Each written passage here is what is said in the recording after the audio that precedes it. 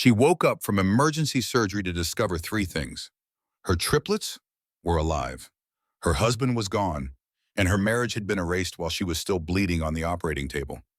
He thought he had destroyed her. He thought cutting off her insurance, stealing her children, and leaving her with nothing would make her disappear.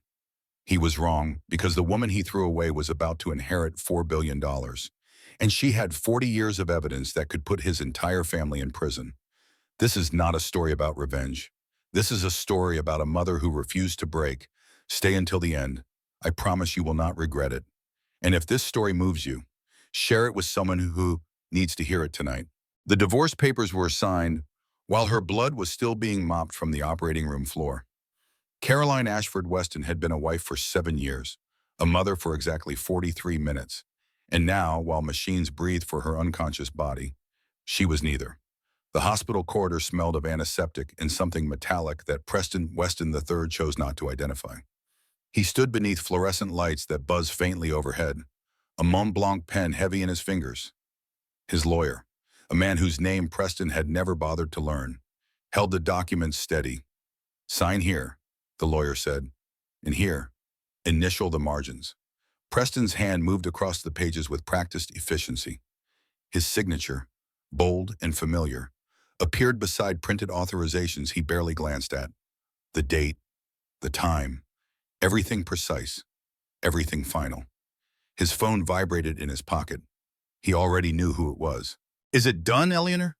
Weston's voice cut through the line like polished steel. "The board meeting is in 6 hours. They cannot know about complications." Preston glanced back toward the operating room doors. Through the small window, he could see nurses moving with urgent purpose. Monitors blinked red warnings he did not understand. "It is done," he said quietly. "Good." Eleanor paused. "And the children alive?" "Barely." "That is sufficient. Come home. We have much to discuss." The line went dead. Preston slipped the phone back into his pocket and noticed, with distant surprise, that his hands were trembling. He clenched them into fists until the shaking stopped. 3 months earlier, everything had been different. Carolyn had been helping him prepare a presentation for quarterly investors, her forensic accounting background making her invaluable for spotting inconsistencies. She had paused over a particular spreadsheet, her brow furrowing. "Preston," she had said carefully, "these numbers do not reconcile. There is a gap of nearly $12 million between reported revenue and actual deposits." He remembered the way his spine had stiffened, the way his voice had gone cold without warning. "Stay out of my business affairs. Caroline, you are my wife, not my auditor." She had looked at him then with something he had never seen before. Not hurt, not anger, recognition, as if she had finally glimpsed something she had been refusing to see for years. Now, standing in that hospital corridor, Preston pushed the memory away. He straightened his jacket and walked toward the elevator, leather shoes echoing against polished floors. Behind him, 3 premature infants fought for air in clear plastic incubators. He did not look back. At the elevator bank, Preston paused. His reflection stared back at him from the brushed metal doors, distorted and unfamiliar. For one moment, one fraction of a heartbeat, something flickered across his face. Doubt, regret, fear of what he was becoming. Then the doors opened. He stepped inside and pressed the button for the parking garage. Inside the operating room, Caroline Weston flatlined. The sound was unmistakable, a single sustained tone that cut through the controlled chaos like a scream. Dr. Catherine Pierce, the attending surgeon, barked orders without hesitation. "Push 1 milligram epinephrine. Charge the defibrillator to 200. Nurses scrambled. Machines hummed. Somewhere beneath the sterile lights, Carolyn's heart had simply stopped, overwhelmed by blood loss and the trauma of an emergency cesarean that had saved 3 lives while nearly ending hers. "Clear," Dr. Pierce commanded. The shock jolted through Caroline's body. The flatline continued. Again, charge to 300. Another shock. Another moment of terrible silence. Then, faintly at first, a rhythm returned. Irregular. Weak, but present. Dr. Pierce exhaled slowly. "She is back. Get her stabilized and moved to the ICU. And someone check on Most fees." In the NICU, 3 incubators hummed with mechanical life support. The triplets, born 8 weeks premature, were impossibly small. Their skin was translucent, traced with delicate blue veins. Wires and tubes connected them to monitors that tracked every fragile heartbeat. A nurse named Margaret stood beside the smallest incubator, adjusting a sensor with gentle hands. She noticed the medical bracelet on Carolyn's wrist as she was wheeled past, unconscious and pale. Strange, Margaret murmured to herself. What is another nurse asked? That bracelet, the crest on it. She leaned closer, studying the tarnished silver. It looks like the Ashford symbol. You know, like the Ashford Foundation. The other nurse shrugged. Probably a coincidence. Margaret nodded, but something about the bracelet stayed with her. She had seen that crest before, years ago, in a newspaper article about one of the largest private charitable trusts on the East Coast, a trust that had been frozen in litigation for over a decade. She looked down at the sleeping infants. 3 of them, triplets. The article had mentioned something about that too, something about conditions for activation, multiple heirs. Margaret shook her head and returned to her work. It was probably nothing. Hours passed. The hospital settled into its nighttime rhythm, quieter but never silent. In the ICU, Caroline Weston lay motionless, her chest rising and falling with mechanical assistance. Her wedding ring had been removed during surgery. Her phone had been taken for safekeeping. She was surrounded by machines and strangers, connected to nothing from her former life. At 3:47 in the morning, her eyes fluttered open. The fluorescent lights above her seemed impossibly bright. Her throat burned. Her body felt wrong, hollow and heavy at the same time, as if something vital had been taken and not returned. A nurse appeared at her bedside. You are awake. Try not to move too quickly. Caroline's lips moved, forming words that emerged as barely a whisper. My babies. Where are my babies? The nurse hesitated, just for a moment, but that hesitation contained everything Caroline needed to know. They are in this NICU, the nurse said carefully. They are alive, fighting hard. Relief flooded through Caroline so fast it made her dizzy. Tears spilled down her cheeks before she could stop them. Can I see them? The nurse looked away. There are some things we need to go over first. Someone from administration will be here in the morning. Caroline did not understand. She was too exhausted, too medicated, too desperate to hold her children. She closed her eyes and let sleep pull her under, unaware that her husband was already gone, that her marriage was already dissolved, and that the life she had built over 7 years had been dismantled while her heart was still struggling to beat. She did not know yet that she was about to lose everything, or that losing everything would be the first step toward claiming what was rightfully hers. Caroline woke to the sound of voices she did not recognize, and a weight in her body that felt foreign and wrong. Sunlight filtered weakly through blinds she did not remember seeing before. The room was different, smaller. The ceiling tiles were stained in one corner. She tried to sit up, but pain tore through her abdomen, forcing a gasp from her lips. Easy, a woman's voice said. A nurse appeared at her side, pressing a gentle hand against her shoulder. You have been through a lot. The surgical site needs time to heal. Caroline's mouth was dry, her throat raw from the breathing tube that had been removed hours earlier. How long you have been unconscious? For nearly 36 hours. The babies are stable. The doctors are monitoring them closely. Caroline closed her eyes, letting relief wash over her. Then she opened them again and looked at the room. This was not the private suite Preston had arranged months ago. This was a standard room, institutional and cold. Where am I? The nurse hesitated. You were transferred early this morning. Administrative reasons. Before Caroline could ask what that meant, a man entered the room. He was middle-aged, dressed in a gray suit that did not quite fit properly. He carried a tablet instead of flowers, and his hospital badge did not list him as medical staff. Mrs. Weston, he began, then corrected himself without apology. Miss Ashford, I am from hospital administration.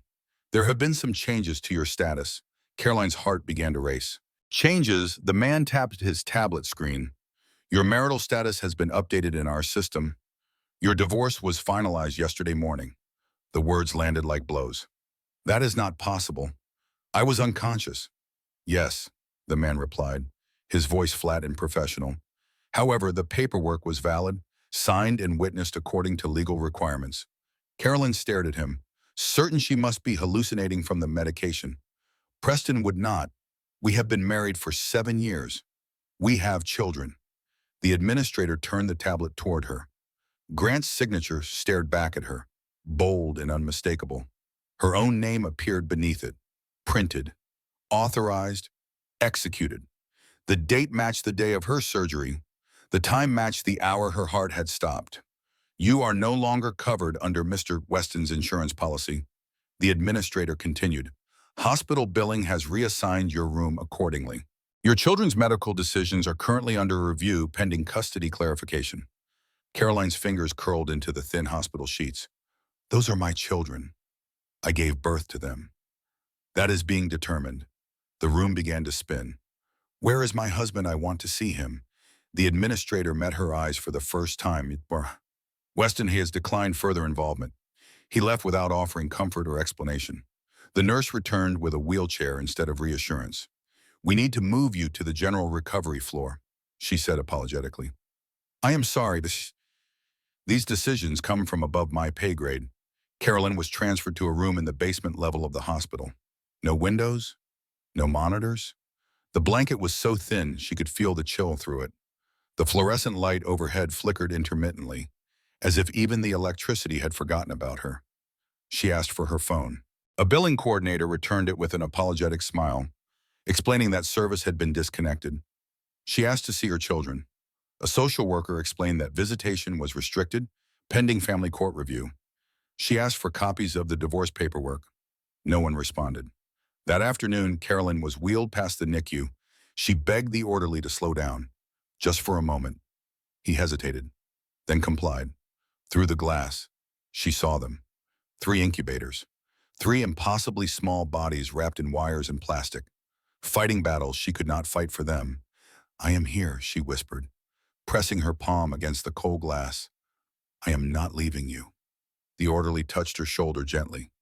We need to keep moving, ma'am. Behind her, Caroline heard footsteps. She turned to see a woman in an expensive silk blouse and tailored pants, silver hair perfectly styled. Eleanor Weston stood in the corridor like a statue carved from ice. Caroline, Eleanor said, her voice carrying the practiced warmth of someone who had never meant a kind word in her life. You look unwell.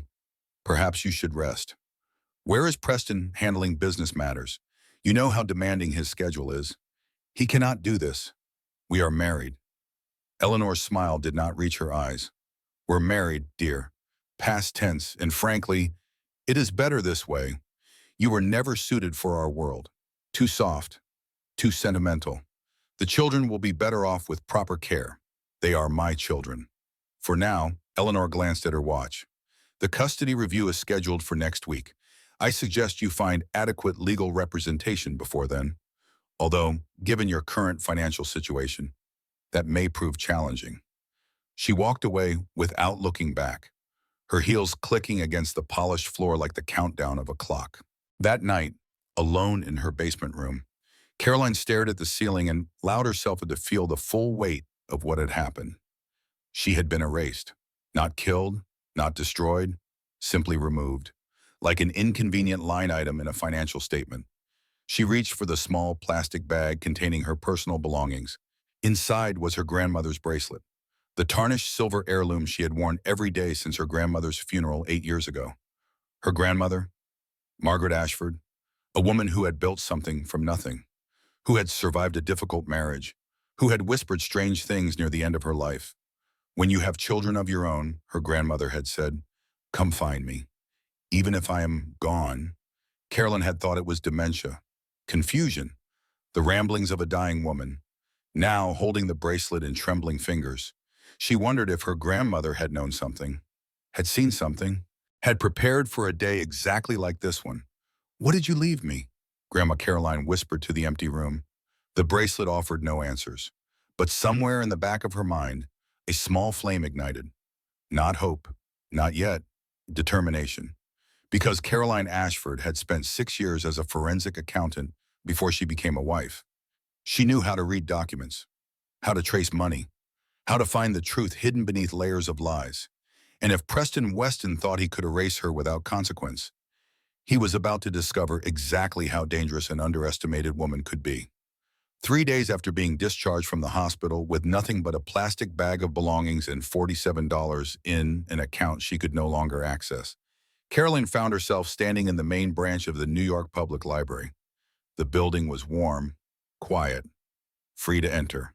She had spent 2 nights in a women's shelter, lying awake on a narrow cot while strangers cried in the darkness around her. She had eaten donated meals that tasted like cardboard and gratitude. She had discovered that rock bottom had a basement, and that basement had a sub-basement. But she had also discovered something else. Her mind still worked. Her training still applied. She settled into a chair at one of the public computers and began to type. Ashford Foundation, Margaret Ashford Estate, Ashford Trust Litigation. The results loaded slowly, but Caroline was patient. She had learned patience in years of poring over financial statements, searching for the single misplaced decimal that could unravel a fraud. The first relevant article was dated 12 years ago. Prominent philanthropist Margaret Ashford dies. Estate contested by distant relatives. Caroline read every word. Her grandmother had built one of the largest private charitable trusts on the East Coast. Upon her death, the estate had been challenged by cousins Caroline had never met. People who materialized from nowhere to claim pieces of a fortune they had done nothing to earn. The trust had been frozen, locked in litigation. Waiting. Caroline clicked to the next article. Ashford Trust remains in legal limbo. Beneficiary unknown. Her heart began to pound. She read faster. According to court documents, the trust contains unusual activation clauses. The primary beneficiary, believed to be a direct descendant of Mrs. Ashford, must meet specific criteria before accessing the assets. Sources familiar with the case suggest these criteria include producing multiple legitimate heirs. Caroline sat back in her chair. Multiple heirs. 3 babies. Triplets. Her hands were shaking. She forced them to stop. This was data. Evidence. She needed to verify before she allowed herself to hope. She searched for the trust attorney's name, found a phone number, walked to a payphone outside the library, using quarters she had scraped together from sidewalk cracks. The phone rang 4 times before someone answered. Ashford Trust Administration. A woman's voice said, "How may I direct your call?" Caroline's voice was steadier than she expected. "My name is Caroline Ashford. I believe I may be the beneficiary referenced in the Margaret Ashford Trust documents. I am calling to verify." Silence on the line. "Then please hold." A minute passed. 2, 3. A man's voice came on. "Miss Ashford." "Yes, my name is Richard Sullivan. I have been the executor of your grandmother's estate for the past 15 years. We have been trying to locate you for a very long time." Caroline leaned against the phone booth, her knees suddenly weak. "My father blocked contact. We know. He refused to provide information about your whereabouts. After his death 3 years ago, we lost the trail entirely." A pause. "Ms. Ashford, I need to ask you something. Have you recently given birth?" "Yes. Triplets. 3 children." Another pause. Longer this time. Then Richard Sullivan laughed, a sound that contained both relief and disbelief. "Then the trust activates. Your grandmother was a remarkable woman, Miss Ashford. She anticipated that whoever married you might try to take advantage. She structured the trust so that it only becomes accessible when you have multiple heirs, ensuring that you would have both the resources and the motivation to fight for your family." Caroline closed her eyes. "How much?" Mr. Sullivan cleared his throat. "The current valuation, including real estate holdings, investment portfolios, and cash reserves, is approximately $4.3 billion. The world seemed to tilt sideways. "However," Mr. Sullivan continued, "there is a 90-day review period before assets can be released. Legal formalities, verification processes. During that time, you will need to protect yourself and your children." "I understand," Caroline said, though she barely understood anything anymore. "I will send documentation to whatever address you provide. And Miss Ashford, I am sorry this took so long. Your grandmother wanted better for you." Caroline thanked him and hung up. She stood in the phone booth for several minutes, letting the information settle. $4.3 billion, her grandmother's gift, her children's inheritance. For the first time since waking up in that hospital, she felt something like hope. She returned to the shelter that evening, her step lighter than it had been in days. She had a plan now. She had resources coming. She just needed to survive 90 days. But when she walked through the shelter doors, a police officer was waiting. Caroline Ashford, he asked. Yes, you need to come with us. There has been a development regarding your children. Her blood went cold. What development? A custody emergency? Your former husband has obtained a temporary order. The children are being transferred to a private medical facility. The floor dropped out from beneath her. On whose authority? The court's. The officer's voice was apologetic but firm. I am sorry, ma'am. We are just following orders. They drove her to the hospital, but she was not allowed inside.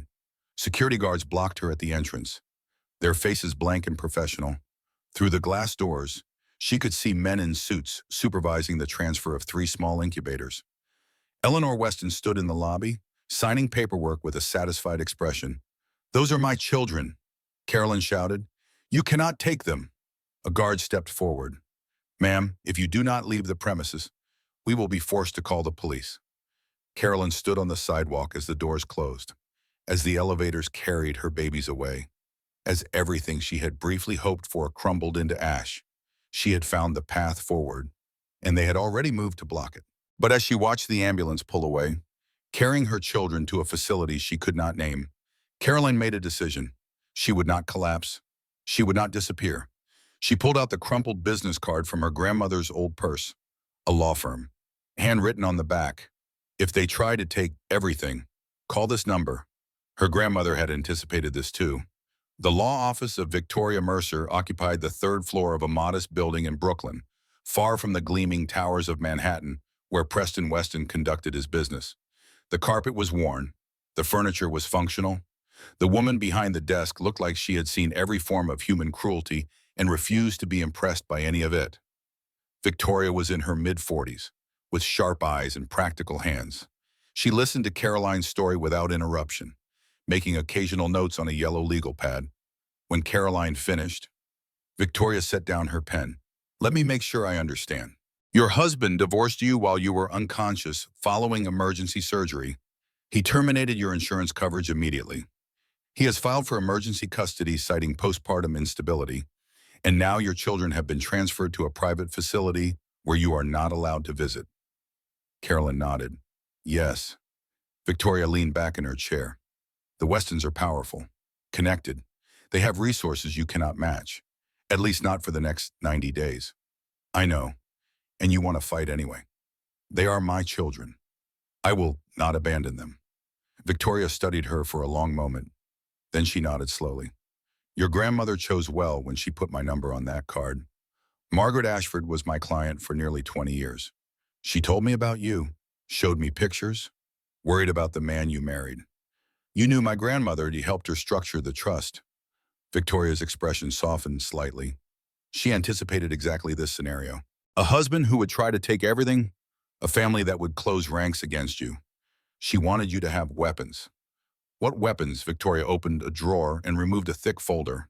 Your grandmother spent years gathering documentation, financial records, correspondence, evidence of business practices that would be very uncomfortable if made public. Caroline took the folder with trembling hands. Evidence against whom? The Weston family. Victoria's voice was matter-of-fact. Preston's father built his empire on fraud. Your grandmother was one of his early victims. She spent decades compiling proof, waiting for the right moment to use it. Why did she not expose them? Because exposure would have destroyed you too. You were married to Preston. Your reputation, your security, everything was tied to him. She waited, hoping you would leave on your own terms.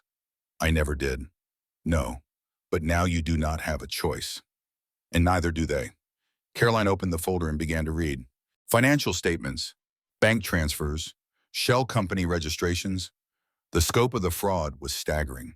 Tens of millions of dollars diverted over decades, laundered through offshore accounts, hidden behind layers of corporate complexity. And then she found something that made her stop breathing. A transfer from 3 months ago. $12 million moved from Weston Capital's operating account to an unregistered entity in the Cayman Islands. The same $12 million she had noticed in Preston's spreadsheet, the same discrepancy that had made him turn cold. He is still doing it, Carolyn whispered. Yes. Victoria's voice was grim. and his company is running out of real money to cover the theft. That is why he divorced you. He needs to file bankruptcy without you having any claim to the remaining assets. Carolyn looked up. He is going to destroy his own company. He is going to try my... But now you have evidence that could send him to prison instead. The next 3 weeks were a blur of activity. Carolyn moved into a small apartment Victoria arranged, paid for by an advance against the trust that Richard Sullivan authorized for emergency expenses. She worked 18-hour days, applying every forensic skill he had developed over 6 years of professional practice. She traced Preston's offshore accounts. She documented the timeline of transfers. She built a case file that grew thicker by the day, each page another nail in the coffin of her former husband's freedom. But she also fought for her children. Victoria filed motions challenging the custody order. They argued that the divorce was invalid, seen under coercion while Caroline was medically incapacitated. They demanded visitation rights. They requested transparency about the private facility where the triplets were being held. The court granted 1 supervised visit per week, 1 hour. 60 minutes to hold the children she had carried for 8 months and nearly died delivering. The first visit broke something inside her. The facility was clean and professional and utterly soulless. The triplets lay in their incubators, still connected to machines, still fighting battles their bodies were too small to win. Caroline sat between them, one hand on the glass of each enclosure, singing softly while a security guard watched from the corner. Her smallest daughter, the one who had struggled most, seemed to respond to her voice. The monitors showed a slight uptick in oxygen saturation. A tiny hand curled and uncurled against the plastic. "I am here," Carolyn whispered. "I am always here." Then the guard stepped forward. "Time is up, ma'am. 5 more minutes. Please, the rules are clear. 1 hour." Caroline pressed her forehead against the incubator glass. She did not cry. She had learned that crying only made them watch her more carefully, writing notes about emotional instability. As she was escorted out, she passed a window overlooking the parking lot. A black Mercedes sat in a reserved spot, Eleanor Weston's car. The woman herself was nowhere to be seen, but her presence was unmistakable. They were watching, waiting for Caroline to break. She would not give them the satisfaction. That night, she returned to her apartment and opened her laptop. The file she had been building was nearly complete. Every transfer documented, every shell company traced, every lie exposed. "You should have let me stay out of your business. Preston," she said to the empty room. Tomorrow, she would file the first motion. The family court hearing was scheduled for a gray Tuesday morning in late October. Carolyn wore a simple navy dress she had purchased at a thrift store. Victoria walked beside her, carrying a briefcase thick with documentation. The courtroom was smaller than Caroline had expected. Wood-paneled walls, fluorescent lighting, a sense of tired bureaucracy that seemed at odds with the stakes being decided within. Preston arrived with a team of 3 attorneys, each one dressed in suits that cost more than Caroline's monthly rent. Eleanor sat in the gallery behind him, watching the proceedings with the calm confidence of someone who had never lost anything she wanted to keep. Judge Patricia Winters entered and took her seat. She was an older woman with silver hair and eyes that had seen too much to be easily fooled. "We are here to review the emergency custody order granted to Preston Weston III concerning the minor children born to Carolyn Ashford." The judge began, "I have reviewed the initial filings. Mr. Weston, your motion cited concerns about the mother's mental stability. Do you have documentation to support this claim?" Preston's lead attorney stood, "Yes, Your Honor. We have submitted medical records indicating that Miss Ashford experienced significant postpartum trauma. Additionally, she has been unable to maintain stable housing or employment since her discharge from the hospital." Judge Winters looked at Caroline. "Ms. Ashford, do you have a response?" Victoria rose. "Your Honor, my client was discharged from the hospital 3 days after emergency surgery with no insurance coverage, no access to her own bank accounts, and no support from her former husband. Her housing instability is a direct result of Mr. Weston's actions, not evidence of unfitness." The judge nodded slowly. "And the divorce itself," Victoria handed a folder to the bailiff. "We submit that the divorce was signed under legally questionable circumstances. Ms. Ashford was unconscious at the time of signing. The authorization used was obtained without her knowledge or consent. Preston's attorney objected. The authorization was valid. Ms. Ashford signed a medical power of attorney that included provisions for emergency legal decisions." Caroline felt her stomach drop. She did not remember signing any such document. Judge Winters reviewed the papers. This authorization was signed 6 months ago, during a routine hospital visit. Preston's attorney explained, Ms. Ashford was concerned about worst-case scenarios during her high-risk pregnancy. She granted her husband broad emergency powers. Carolyn leaned toward Victoria. I do not remember that document. Victoria's expression was grim. They prepared for this, long in advance. The hearing continued. Victoria presented evidence of coercion. Preston's team presented counter-evidence of concern. The judge listened to both sides with professional neutrality. Finally, Judge Winters made her ruling. I am troubled by the timeline presented here. However, I cannot invalidate a divorce based on speculation about intent. What I can do is modify the custody arrangement. Effective immediately, Ms. Ashford is granted expanded visitation rights, 3 visits per week, 2 hours each. The children will remain in their current medical facility until they are stable enough for discharge. Carolyn felt a surge of relief. It was not victory, but it was progress. Preston's face darkened. His attorneys huddled around him, whispering urgently. Eleanor's expression did not change, but her posture stiffened almost imperceptibly. As Caroline left the courtroom, Victoria squeezed her arm. We bought time. That is all we need. That night, Caroline allowed herself 1 glass of wine to celebrate. She sat in her small apartment, reviewing the evidence file she had compiled, planning the next phase of her strategy. She fell asleep at her desk, dreaming of holding her children without guards watching. At 2:17 in the morning, she woke to the sound of her door being forced open. She scrambled upright, heart pounding. A man in dark clothes moved through her apartment, professional and silent. Before she could scream, he located her laptop and tucked it under his arm. Who are you? Caroline demanded. The man did not answer. He found her backup drives in a drawer and took those too. Then he walked out the door as calmly as he had entered. The entire break-in took less than 3 minutes. Caroline stood in the middle of her violated apartment, shaking with rage and fear. Everything she had built, every document, every trace of evidence, gone. Her phone rang. Unknown number. She answered. I warned you, Eleanor's voice said. Some battles cannot be won. The line went dead. The next morning brought worse news. Victoria called at 7. One of the babies crashed overnight. Emergency surgery. The doctors do not know if she will survive. Carolyn raced to the facility. Security blocked her at the entrance. Family only, the guard said. I am her mother, not according to our records. She stood outside the glass doors, watching doctors rush past, unable to enter, unable to help. Through a window, she could see the smallest incubator surrounded by medical equipment and urgent professionals. Her daughter was dying, and she could not even hold her hand. That afternoon, when the third blow landed, Victoria called again. They have filed a countersuit, defamation. They claim your financial allegations were fabricated. They are demanding that all court records be sealed pending investigation. Carolyn sat on the curb outside the facility, phone pressed against her ear. I have no evidence left. She said, they took everything. Victoria was silent for a moment. I know. So it is over. Another pause. Then Victoria spoke carefully. Your grandmother anticipated powerful enemies. She created backups you do not know about. Check the safety deposit box. First National Trust in Albany, box 7734. How do I access it? There is a key. Victoria's voice held a hint of something that might have been hope. Your grandmother said you would know where to find it. Caroline looked down at the bracelet on her wrist, the tarnished silver heirloom she had worn every day for 8 years. She twisted the clasp, felt something shift in one. A tiny key fell into her palm.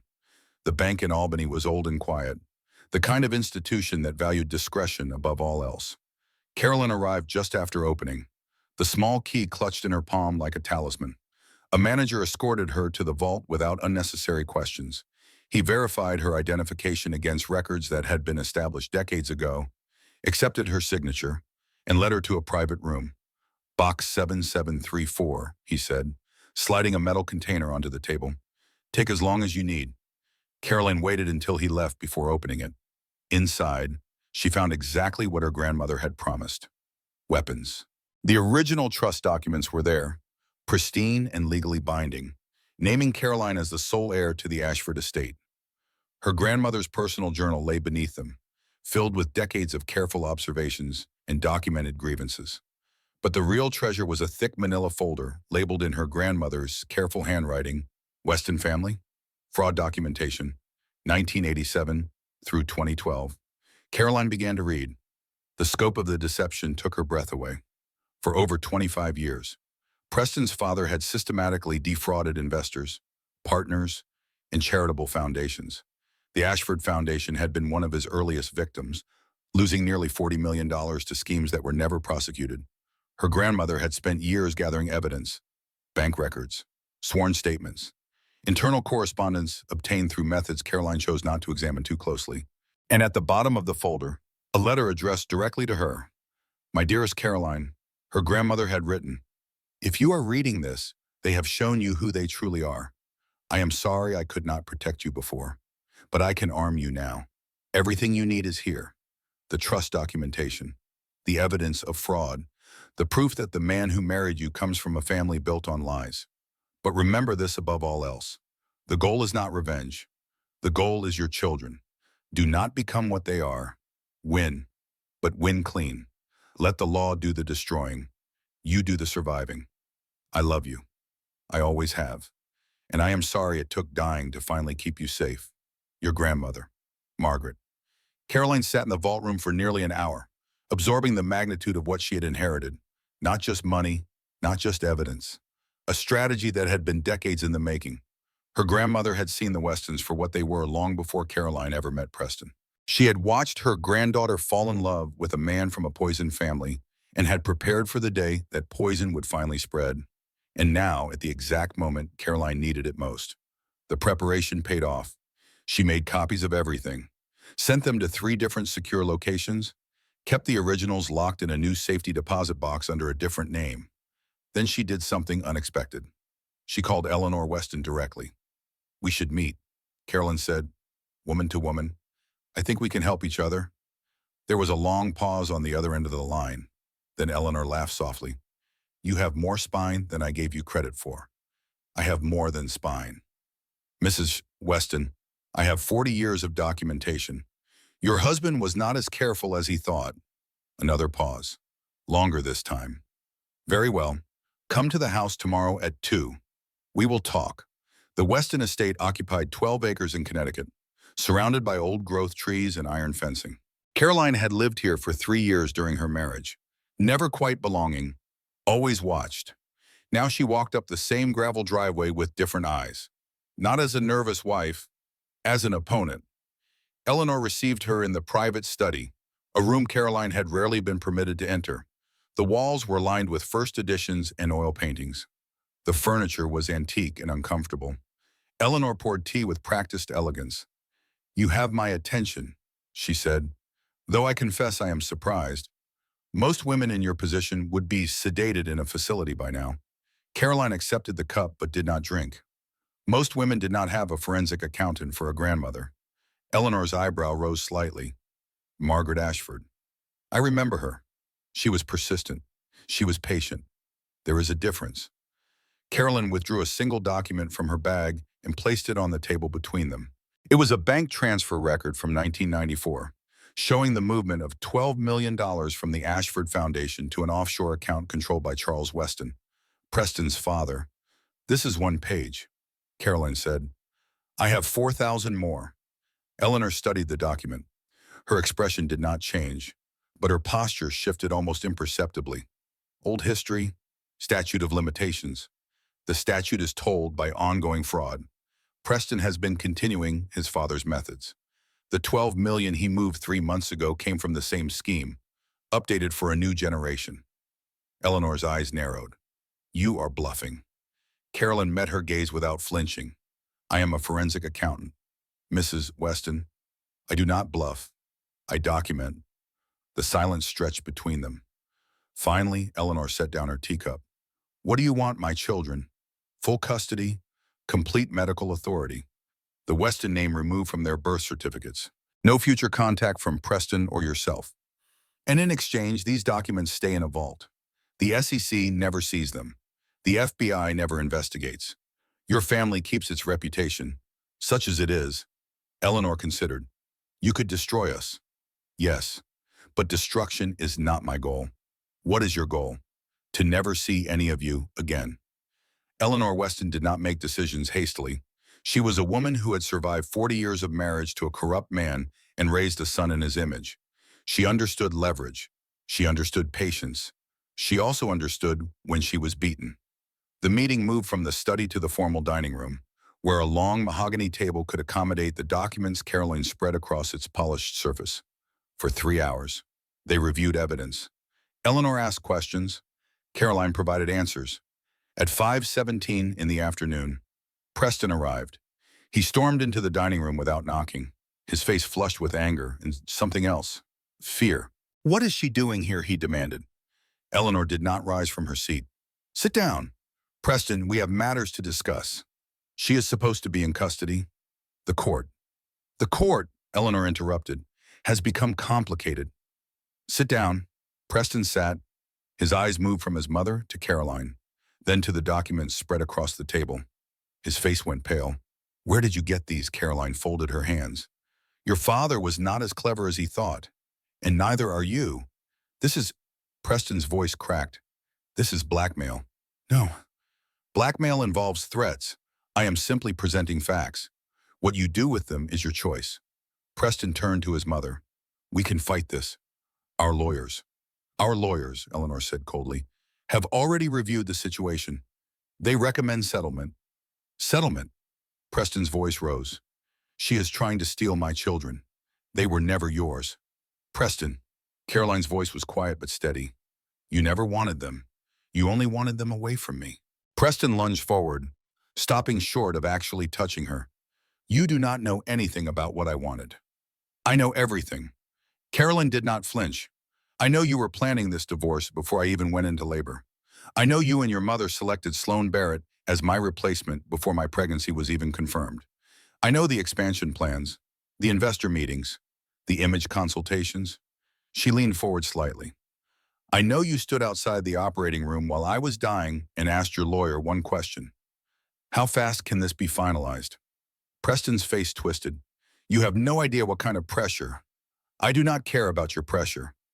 Caroline's voice finally showed emotion, controlled but unmistakable. I care about 3 children who are fighting for their lives while their father plays victim. Eleanor cleared her throat. Enough, both of you. She withdrew a document from a folder at her elbow and slid it across the table to Caroline. These are the terms. Full custody transferred to you upon court approval. Medical authority effective immediately. The Weston name will be removed from all birth certificates and legal documents. No contact from Preston or myself without your explicit written consent. Caroline read through the document carefully. It was comprehensive, thorough, the work of lawyers who understood that losing gracefully was better than losing catastrophically. And the evidence, she asked. Eleanor's jaw tightened. Will remain in your possession, unused, unless we violate the terms. I want one more thing. Both Westons looked at her. A public statement, not admitting wrongdoing, just acknowledging that I am a fit mother, that the custody claims were a misunderstanding, that you wish me and my children well. Eleanor's expression flickered. That is humiliating. It is also non-negotiable. Caroline met her eyes steadily. You tried to paint me as unstable, as unfit, as a danger to my own children. The statement repairs that damage. A long silence. Then Eleanor nodded once. Very well. Preston made a sound of protest, but his mother silenced him with a look. Sign the documents. Preston. Now. He signed. His hand shook slightly as he formed the letters of his name. When he finished, he threw the pen down and stood. You think you have won, he said to Caroline, but you have not. You will never be free of us. Caroline gathered the signed documents and placed them in her bag. Watch me, she said. She walked out of the Weston mansion for the last time, leaving behind the life she had tried to build and the family that had never accepted her. In her pocket, her phone buzzed. A message from Victoria. Emergency hearing scheduled for tomorrow. Judge Winters will review the settlement. Caroline typed back a single word. Ready? The night air was cold as she walked to her car. But for the first time in months, She did not feel the chill. She had done it. Not with revenge, not with destruction, with patience and preparation and the weapons her grandmother had left behind. The battle was almost over. The court hearing lasted less than 30 minutes. Judge Patricia Winters reviewed the settlement agreement, asked clarifying questions from both parties, and approved the custody transfer without objection. As of today, the judge announced, full physical and legal custody of the minor children is awarded to Caroline Ashford. Medical authority transfers immediately. The emergency custody order, previously granted to Preston Weston III, is hereby vacated. Caroline sat very still, letting the words wash over her. Vacated, transferred, awarded. The judge continued. I want to note for the record that this court finds no evidence of maternal unfitness. The concerns raised in the original custody filing were not supported by documentation. Ms. Ashford, you have been through an extraordinary ordeal. I wish you and your children well. Thank you, Your Honor. Caroline's voice was steady, but her hands trembled in her lap. Preston did not attend the hearing. Eleanor sat alone in the gallery, her face a mask of controlled composure. When the proceedings concluded, she rose and left without speaking to anyone. Victoria walked Caroline out of the courthouse into pale autumn sunlight. It is done, Victoria said. They signed everything, so the statement will be released to the press tomorrow. Caroline nodded. She should have felt triumphant, vindicated. Instead, she felt hollow and exhausted, like a runner who had crossed a finish line and discovered she had forgotten why she was racing. Now comes the hard part, Caroline said quietly. What do you mean being a mother? Not fighting to be one, actually doing it. Victoria smiled. You will figure it out. Your grandmother would be proud. That afternoon, Caroline arrived at the medical facility where her children had been held for the past 6 weeks. This time, security did not stop her at the door. This time, when she asked to see her babies, a nurse led her directly to their room. The triplets had been moved from the NICU to a regular pediatric unit. They were growing stronger, their monitors showing steady improvements. But the smallest one, the daughter who had crashed during the night of the break-in, remained fragile. Dr. Robert Matthews met Caroline outside the room. His expression was kind but serious. She is doing better than we expected, he said. But I want to be honest with you. The trauma she experienced during those first weeks may have lasting effects. She may need additional support as she grows. Physical therapy, developmental specialists. Carolyn looked through the window at her daughter's incubator. The baby was awake, tiny eyes blinking against the light. What kind of support? The doctor explained. Speech delays were possible. Motor skills might develop more slowly. There could be learning difficulties that would not become apparent until school age. But she will live. Caroline said, Dash. Yes, she will live. Dr. Matthews paused, and she will know she is loved. That matters more than you might think. That evening, Caroline sat in the room with her children for the first time without guards watching. She moved between the 3 bassinets, touching each tiny hand, memorizing each small face. The boys were nearly identical, with Preston's dark hair and her own gray eyes. They slept peacefully, their breathing synchronized as if they were still sharing a womb. Her daughter was smaller, paler. Her breathing was more labored, her monitors more active. But when Caroline reached into the bassinet and touched her cheek, the baby turned toward her palm with unmistakable recognition. I am here, Caroline whispered. I will always be here. She sang softly. The same lullaby her grandmother had sung to her decades ago, passed down through generations of Ashford women. She sang until her voice grew hoarse and the night deepened around them. At 3:27 in the morning, alarms began to sound. Caroline jerked awake, heart pounding. Nurses rushed into the room. Matthews appeared, his face grim with focused intensity. Her daughter's oxygen levels were dropping. Her heart rate was erratic. The gains of the past weeks were slipping away in a cascade of red warning lights. You need to step outside, a nurse said gently.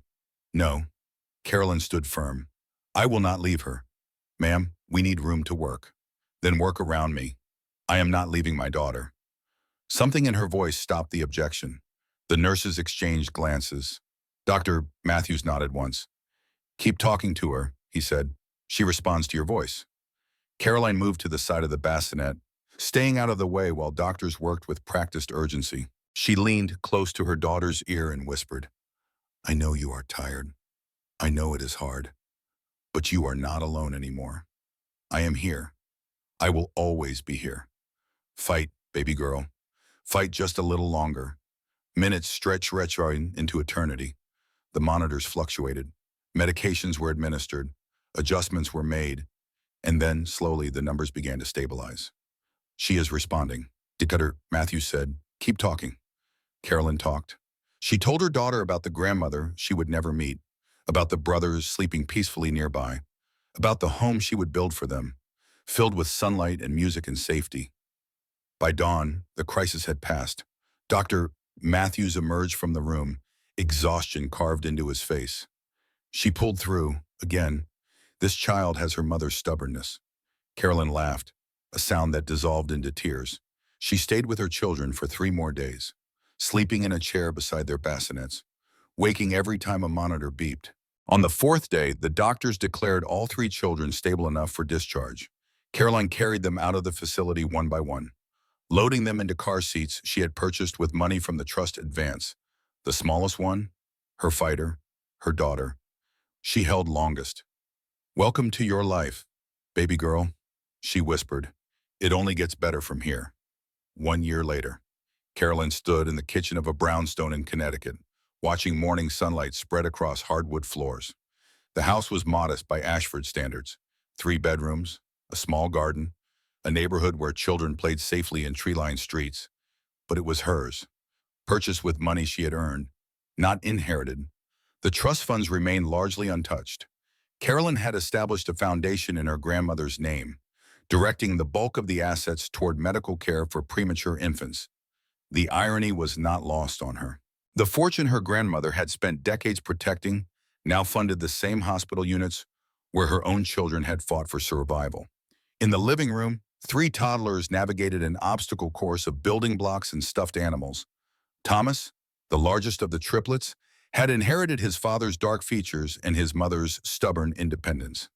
He moved through the world with confident curiosity, touching everything, questioning everything, fearless. Grace, his sister by 4 minutes, was quieter.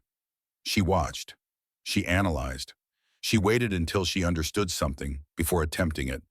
Carolyn recognized herself in Grace's careful approach to life. And Emma, beautiful, fragile Emma, the smallest of the 3, born too early and marked by the trauma of her first weeks.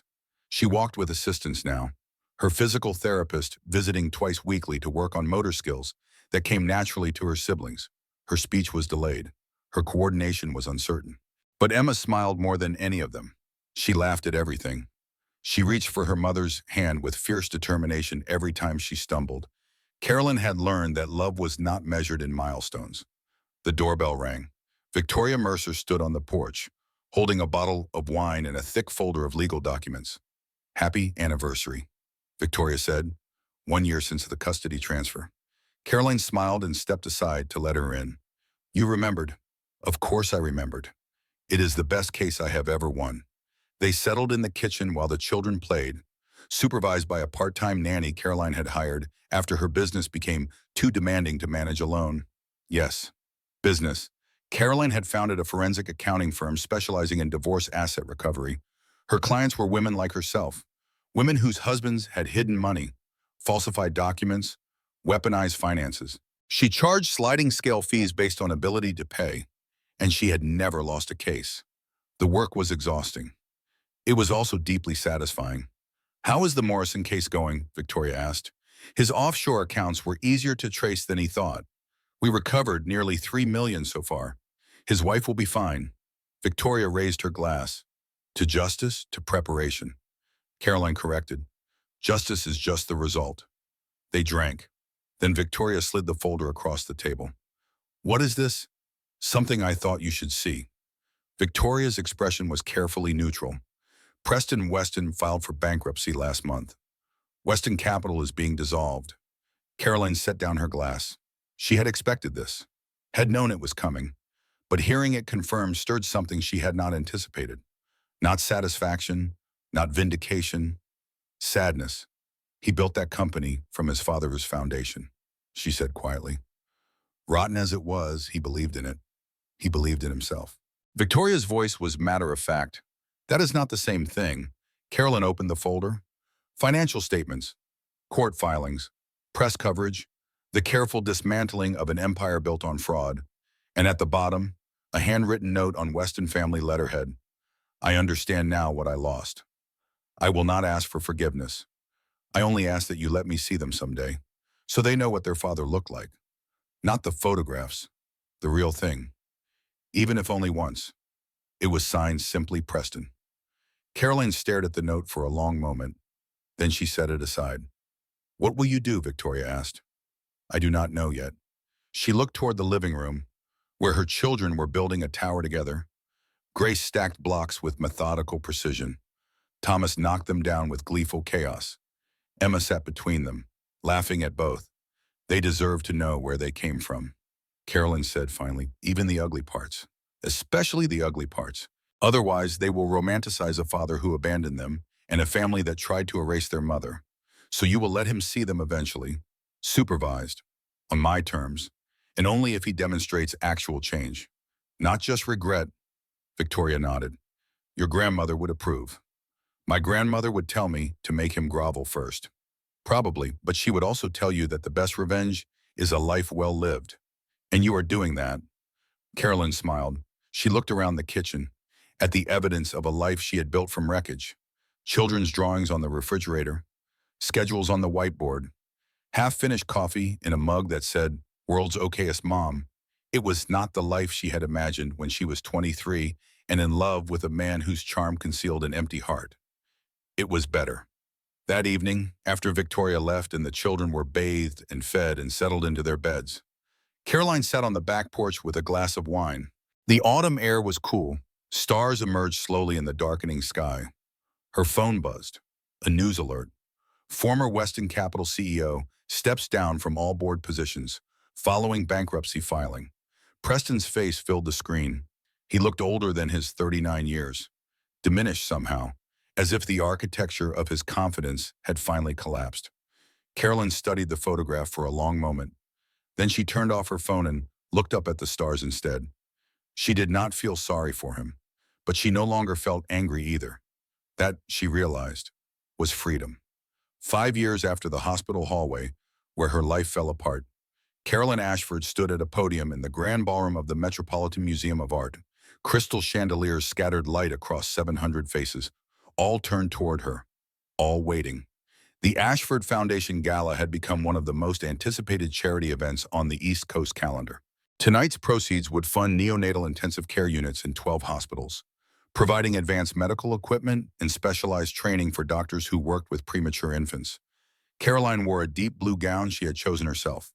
No stylist, no consultant, just a woman who had learned that external appearance mattered far less than the substance underneath. She cleared her throat and began to speak. 5 years ago, she said, I woke up in a hospital basement with nothing. No husband, no insurance, no legal right to touch my own children.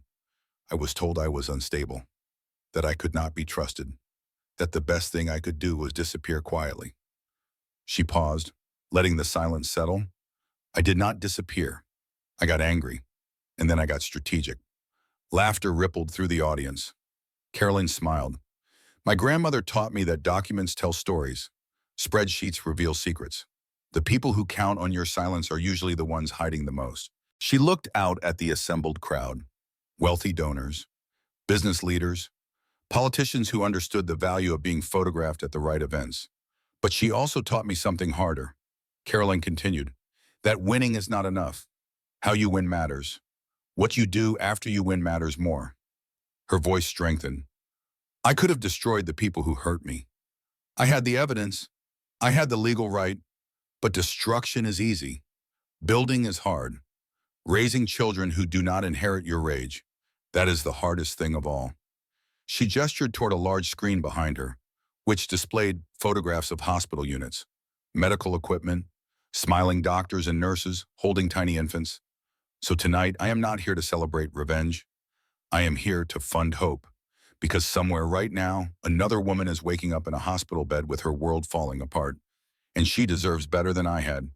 She deserves someone who fights for her before she has to fight alone. The applause was thunderous, standing ovation. 700 people rising to their feet. Caroline stood at the podium, accepting the response without letting it change her. She knew what this moment looked like from the outside.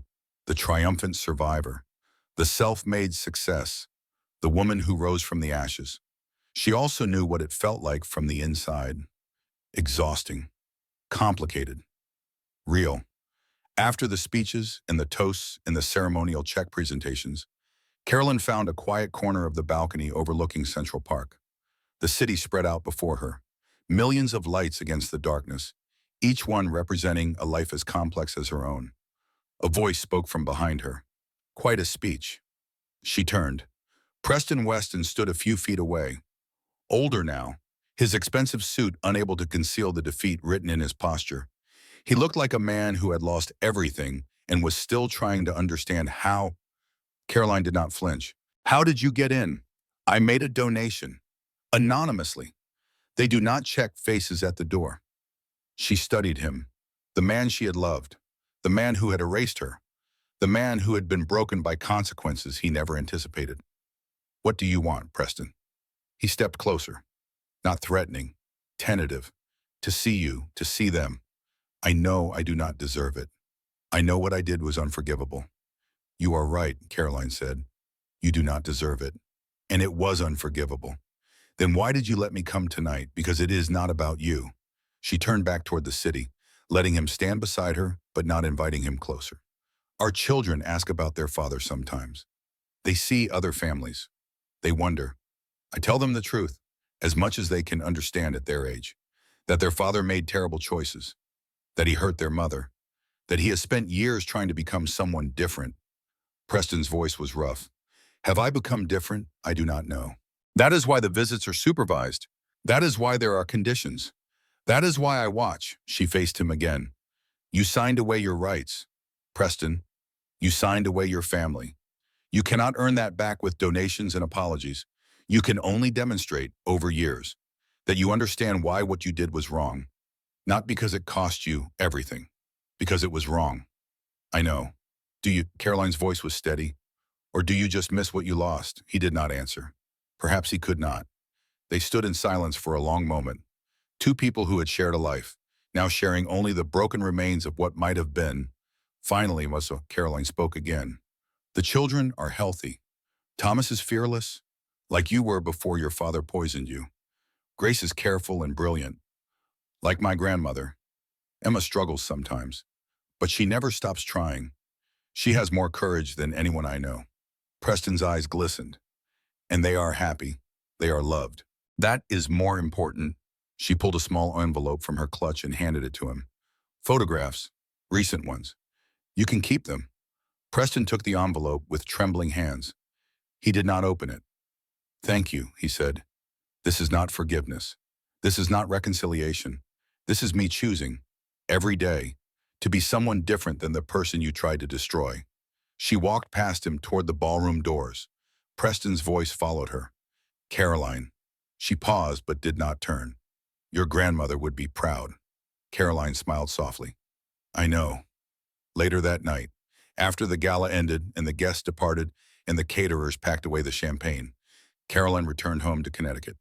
The nanny met her at the door with a finger to her lips. They tried to stay awake. Made it until 9:30. Caroline kicked off her heels and padded upstairs in her stocking feet. 3 bedrooms, 3 sleeping children.